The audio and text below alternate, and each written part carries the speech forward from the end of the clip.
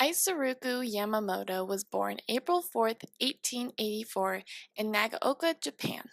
He was the last of seven children. When Isoroku was 16, he entered in the Imperial Naval School and was an ensign on a cruiser during the Battle of Tsushima on May 27, 1905, in which he lost two fingers on his left hand. He returned to the Naval Staff College in 1914, emerging as a lieutenant commander in 1916. Isoroku didn't always have the last name of Yamamoto. The name he was born into was Isoroku Takano. In 1916, Isoroku was adopted into the Yamamoto family and decided to take their last name. In 1918, he was married to Riko Mashi, with whom he had two sons and two daughters. Yamamoto was an avid gambler, enjoying shogi, billiards, bridge, mahjong, poker, and other games that tested his wits and sharpened his mind. He frequently made jokes about moving to Manako and starting his own casino. Yamamoto was part of the Japanese Navy establishment, who were rivals of the more aggressive army establishment, especially the officers of the Kwan Army. As such, he prompted a policy of a strong fleet to project force through the gunboat diplomacy, rather than a fleet used primarily for transport of invasion land forces, as some of his political opponents in the army wanted. This stance led him to oppose the invasion of China. He also opposed war against the United States, partly because of his studies at Harvard University from 1919 to 1920, and his two postings as a naval attack in Washington, D.C. He learned to speak fluent English. As a result, Yamamoto traveled extensively in the United States during his tour of duty there, where he studied American customs and business practices. Later, in 1923, he was promoted to captain.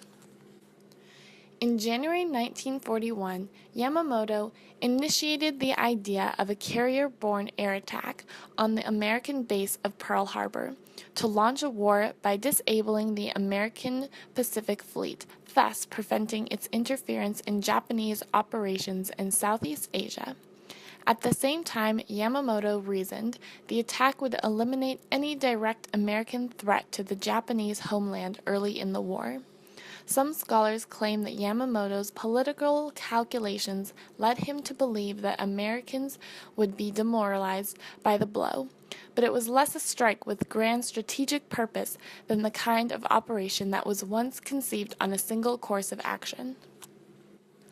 Although recognizing the awesome war potential of American industry, Yamamoto had little respect for the officers of the American Navy. He also believed that the rifts in American society could prevent the full mobilization of its industrial power in time to prevent Japan from achieving most of its objectives. Fiercely defending his idea, Yamamoto fought for the Pearl Harbor Plan against most other naval leaders, but never brought the plan to the Army or any combined authority for review or assessment, ostensibly for fear of betraying the secret. The attack crippled the American battle fleet on December 7, 1941, but missed Americans' aircraft carriers, then at sea. Carriers thus became vital weapons of war in the Pacific, as Yamamoto had foreseen back in the early 1930s.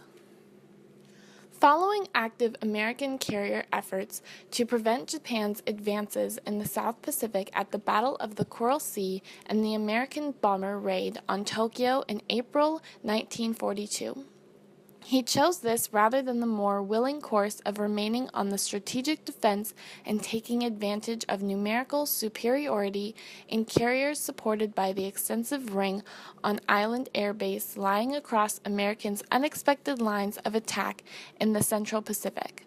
Yamamoto's scheme for the Midway operation in the summer of 1942 was both risk-filled and elaborate.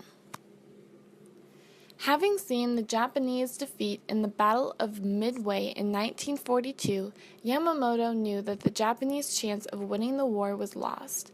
In 1943, he toured the Solomon Islands during the Battle of Guadalcanal and took over naval operations.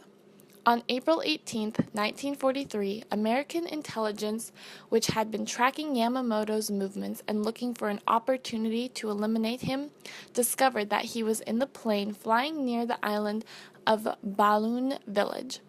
A squad of fighters was quickly dispatched to intercept it, with orders to shoot it down at all costs.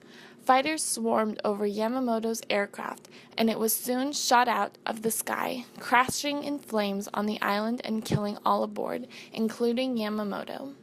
He was 59 years old on April 18, 1943.